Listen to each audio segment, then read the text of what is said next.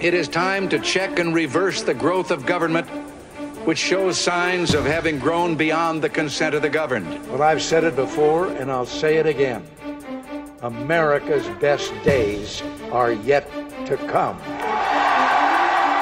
From Delmar to Middletown, Bombay Hook to the Brandywine, Dover to Wilmington. This is the Caesar Rodney Institute Policy Podcast.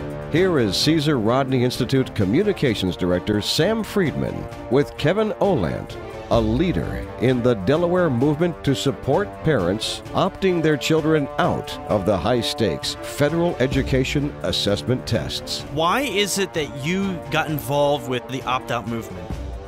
I started hearing a bit about it probably about a little over a year ago from Facebook and hearing news stories. I really didn't pay much attention to it. And then I was in an IEP meeting for my son one day, and we were talking about accommodations for these types of tests, which was currently the DCAS. And the case manager mentioned that next year the Smarter Balance would be starting, which is currently happening now. And she informed me that some of the accommodations wouldn't be available on that test.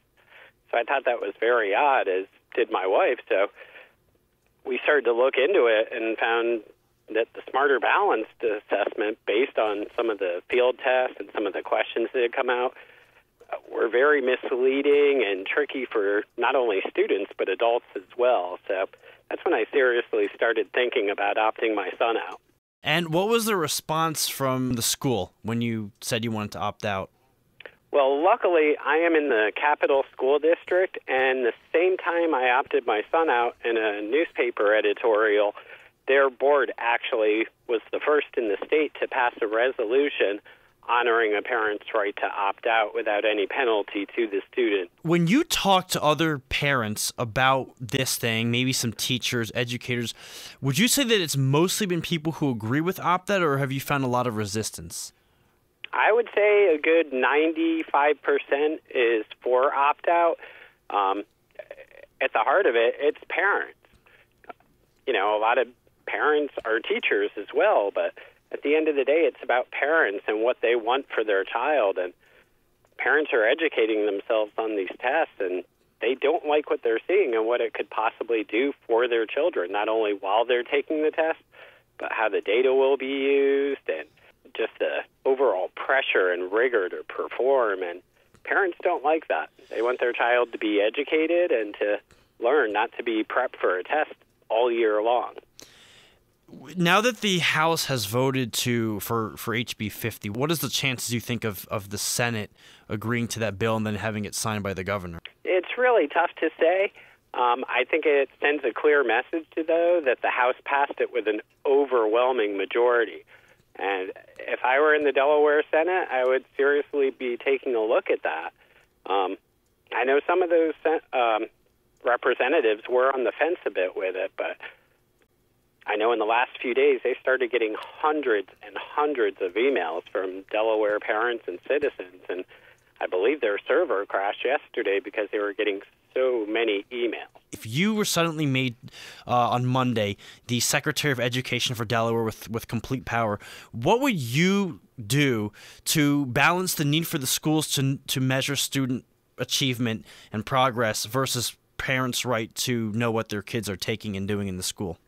I would actually allow them to choose their own curriculum under some state guidance, but, you know, I would leave it as a local controlled decision. The feds aren't really supposed to be getting into education as much as they have, and there's a lot of questions about the legality of it. So if I were Secretary of Education, I'd get rid of all these standardized assessments. If that meant getting rid of federal funding overall, I would probably go for that, because the amount of money we're spending on these tests would counterbalance any loss of federal funding we would get. And I just have to ask you as a question, Kevin, do you believe in unicorns? Unicorns? Yes. At times I do. You do sometimes. I was bringing it up because there was a website set up by someone, and that was the response they put out, that folks who do not support Common Core must believe in unicorns. And I just, I understand there's pros and cons for both sides. They both sides can make good points, but I wondered if that was really a good way to get support for that legislation. I believe in unicorns as much as I do with the effectiveness of Common Core. So if that's a better answer, sure, I'll give that. Okay. All right, Kevin. Well, thank you so much for your time. I sincerely appreciate it. Thank you, Sam. Thank you. That was Kevin Ohlandt, a blogger with Exceptional Delaware. You can visit him at exceptionaldelaware at wordpress.com. Again, thank you to Kevin for speaking with me today.